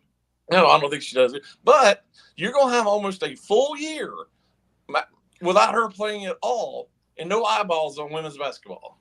Mm-hmm. And I'm not saying women's college basketball is all Caitlin Clark, but we have had her for the better part of a year playing basketball, and we're not going to have that in the winter this year. Mm-mm. I do have to ask though: do you think it would benefit Caitlin to continue to play throughout the offseason over in Europe? No, I don't know that she needs to. She doesn't need to. She doesn't have to, and plus, it'll give her a chance to breathe. Absolutely. It'll give her a chance to breathe and give her downtime. It'll give her a chance to breathe and give her a chance to rest. Yeah. This is my point. You just proved my point. Because people are like, oh, these NBA players need to go do this, so why don't the WNBA players? Because honestly, you got to realize WNBA players, they're not built exactly like NBA players. We all know this. We know this. Just because Nikola Jokic can go to the Serbian league on the offseason and dunk on everybody and have fun doesn't mean that Caitlin Clark needs to go to the same league in a women's league and throw down there. She can take a break. Yeah, Give she's her a gonna break. make a. She doesn't need. She'd make a whole lot of money in Europe. We all know that. Yes, but I don't know that she needs to do it this year. She can wait a year. She can wait a couple of years because she still has she's already got sponsorship deals, and she had that walking out of Carver Hawkeye Arena. I mean, guys, yeah, she did. Think about it. Look how much just since the season started. When was that? June, May, I guess it was. May. Look how much she's improved just since May. Yep. And that Olympic break is huge. It gave her a chance to get her. Yep. It gave her a chance to rest. It gave her a chance to get her feet under her. It gave her a chance to know her teammates. And now, I love you, New York Liberty and Connecticut Sun, but the Indiana Fever are proven to be the most dangerous team in the league because now they're sneaking up on everybody. Well, look, they are. Another thing, I mean, we're all human. We take harsh criticism or whatever it might be, or people ganging up on you. We take that hard. We do. We just do. And it's amazing to me she's not blown off the top of her head because of all this junk. And you watch her in press conferences, she's pretty mild mannered about it. Yep. But deep down, she is pissed off about this. Yes. Well, yeah. And I think what it is she's letting all of this fuel her gameplay. Yeah. Thank you. You guys want to talk all this crap during the press conferences? I'm going to talk on the court. Deal with it. I mean, look how well she played yesterday. 28 points and 12 assists, and one of the catalysts in rallying the Fever back from 9 down to win by 7. And of course, I said this about the Iowa team and about WNBA. Caitlin Clark doesn't lead Indiana right now. She will lead Indiana in the future. Yes. Right now, they already have a captain. Of course, that was set before the beginning of the season. Mm-hmm. But I see a future where Caitlin Clark is leading that Indiana Fever to a championship. I had a lot of people, so-called experts and friends and people who followed the game, who said she wasn't going to be a good pro player because she quote unquote couldn't separate. Yep. How's that working out right now? It's not working out. It's not working out for them because people have said the same to me. I've had people say, "You ready to get off of that Caitlin Clark bandwagon?" Hell no, I'm not getting off that Caitlin Clark bandwagon. I know Why what she would can you get do. off of it? Why in the world I know would you get off I know of what it? she can do. Okay? Exactly. Get off. And I'm looking into this camera right now, and I'm saying I'm not getting off the Caitlin Clark or Indiana Fever bandwagon because now you're seeing the benefits of that month-long break. You're seeing the benefits of Caitlin Clark leading this team and trusting her teammates. Yes, they came out horrible, but look where they are right now. We all know how. I mean, one thing that impresses me the most is for years we could tell she was a good passer, and she's an excellent shooter, and she can shoot from basically anywhere. But to me, her best, I don't know, best thing she probably does to me is the way she sees the court. Absolutely. The intangibles. That's It's like she's got eyes on all court parts of her vision. head. Yeah. It's the biggest intangible Caitlin Clark has is court vision. Agreed. I mean, she's, and I think that's why they struggle at the beginning of the season so much, is because she sees the court so well, and I don't think her teammates do. I mean, none of us can see things like she does. Remember early on in the year when Caitlin Clark would throw those long three-quarter court passes that her teammates would be fumbling the ball out of bounds, missing them. It was a turnover phase. And turnover. Yeah. Now they're turning into baskets. Yeah. Because she threw 4 of them yesterday that turned into baskets, and 2 of those 4, a foul was included. Because they're learning how to play with her and learning how to see what she sees. Right. We've known Caitlin Clark's been this good, at least I have, since, honestly, Snowman, we covered that Big Ten title game. Yes. And she was scoreless at halftime. Well, to go back, I mean, I know she was one of the most heavily recruited players coming up. Mm-hmm. But she's had this chip on her shoulder for years Because even back then, she wasn't the most. Even though she was recruited pretty heavily, she wasn't the most recruited player in women's basketball. And I think she's had this chip on her shoulders for years. Mm-hmm. And now you're seeing it. And now you're seeing. And she's basically had the weight of not only Iowa women's basketball, the entire state of Iowa. And I think she's trying to prove people wrong by saying white people can't play basketball. Right. And she's now got the weight of her shoulders from the WNBA. It's got to be an incredible amount of pressure on her. And somehow she's flourishing in it. Absolutely. I think she almost does better when she's having to face adversity like this. Yeah. And it fuels her up even more. No doubt. To prove people wrong. It fuels her up even more to prove people wrong. Speaking of proving people wrong, before we get out of here for the day, with the NFL season coming up, and we just talked about who's going to win what or how many wins teams are going to see. How many wins do you see for Carolina? Oh, I said 0. No, I don't. It's nearly impossible to go winless anymore. It really is. For them to go and they, I don't even know that they're the worst team right now. I think the Patriots might be the worst team right now. Oof. I'm right here, man. Come on. The Patriots are pretty bad, but the Panthers are horrible. Don't get me wrong. They might win 3, 4, 5 games. I mean, they might sneak up and beat some people. I mean, I don't see them. They're going to luck into. I don't even see the Patriots going 0-17. Oh. And, the thing is, ow. The NFC South sucks.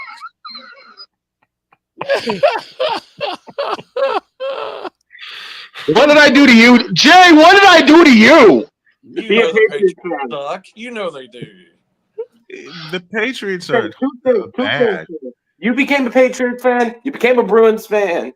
And I was born into those, man. There's a difference. They made a huge mistake by not starting Drake May this week. And to throw a baseball shot. Where you currently live, you have more options than you think.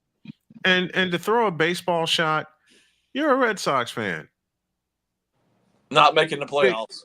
Red Sox aren't making the playoffs. Listen, Dog sent me a message before the Red Sox hosted the Houston Astros in a 3-game series, in which Dog said, and I quote, "We're going to get 1, if not 2 of these." Dog, how did that work out for you? Considering the fact they walked into Boston and kicked their ass. Shut up. Oh, and by the way, last game of that series hung 10 runs on them before the 7th inning. Well, listen, I'm part of a Red Sox fan, but can the Red Sox beat the Mets this week, please? Let's hope so. Because the Braves are trying to trick this wild card. Give it to them. I need the Red Sox to beat the Mets because the Mets are coming hard toward the Braves in the wild card race. We will go to overtime. Okay. But let's face it, the Patriots stink. They do. And I'm sorry they made a big mistake starting Drake May. They're starting Jacoby Brissett over Drake May. What are we talking about? They should start Drake May this week. They should, but it's Hellman's Mayo and Kraft Mac and Cheese running the damn show up there. Yeah. I said it all summer. I said it all spring, and I will say it here. They should give Drake Mays the keys to the team now. Absolutely. Yes. They should have handed. I'm not arguing that. They should have handed Drake May the keys to the offense the day he was drafted. And yes. They didn't. And now we're going to be screwed for the first 5-6 games. Mm-hmm. No, they're going to be screwed the entire season. Oh yeah. Because I got Drake May starting before Halloween. Oh, easily. He'll be starting before October 1st. Thank you. I have Drake Mays going into Santa Clara and getting pulverized. Jacoby Brissett will not be starting more than 3 or 4 games. He'll start the first 3, and then they'll turn Drake May loose when they go to Santa Clara. In other words, they're going to have 2 sacrificial lambs and now 1. It's I can see that. we could sort of see this coming the last couple of years, but it is going to be weird to see the Patriots at the bottom. It'll be glorious for me. Jay Spivey joining us here on the program as he does each and every Monday. Thank you very much, buddy. We appreciate it. We'll see you next week. All right, guys. Thank you. Later, Jay.